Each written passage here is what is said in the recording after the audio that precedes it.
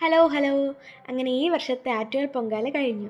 എല്ലാവരും പൊങ്കാലയൊക്കെ ഇട്ടായിരുന്നു. എൻ്റെ പൊങ്കാലയുടെ നല്ല അടിപൊളിയായിട്ട് തന്നെ കഴിഞ്ഞു. നമ്മളെത്തിയപ്പോഴത്തേക്കും ചേട്ടന്മാരും ചേച്ചിമാരും ദാ ഇവിടെ പൊങ്കാലയ്ക്കുള്ള പരിപാടികളൊക്കെ സെറ്റാക്കിക്കൊണ്ടിരിക്കുകയായിരുന്നു കേട്ടോ. അങ്ങനെ എൻ്റെ പൊങ്കാലയൊക്കെ സെറ്റാക്കിയിട്ട് ഞാൻ അവരെ ഹെൽപ്പ് ചെയ്യാൻ വേണ്ടി കൂടി. തെരളിയും മണ്ടപ്പുറ്റും പൊങ്കാലയെടുപ്പും എല്ലാം സെറ്റാക്കിയിട്ട് നമ്മൾ പുറത്തോട്ട് ഇറങ്ങി.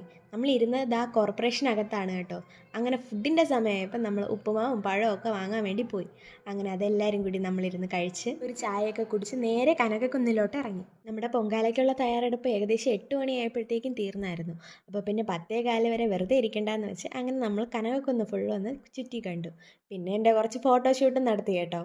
കൃത്യം 10:15 തന്നെ അടുപ്പിൽ തീയൊക്കെ പകർന്ന് ഏകദേശം 11:15 തന്നെ എൻ്റെ പൊങ്കാല പരിപാടികളൊക്കെ തീർന്നായിരുന്നു. ഈ കാണുന്ന തിരക്ക് അന്നദാനത്തിനുള്ള ക്യൂ ആണ് കേട്ടോ. അങ്ങനെ അതൊക്കെ കഴിച്ച് കഴിഞ്ഞ് 1:15 തന്നെ നേദിക്കാൻ വന്നു. അങ്ങനെ നേദിച്ചിട്ട് നേരെ വണ്ടിയെടുത്ത് വീട്ടിലോട്ട് പോയി. പോകുന്ന വഴിക്ക് ബ്ലോക്കിനൊന്നും ഒരു കുറവുമില്ലായിരുന്നു.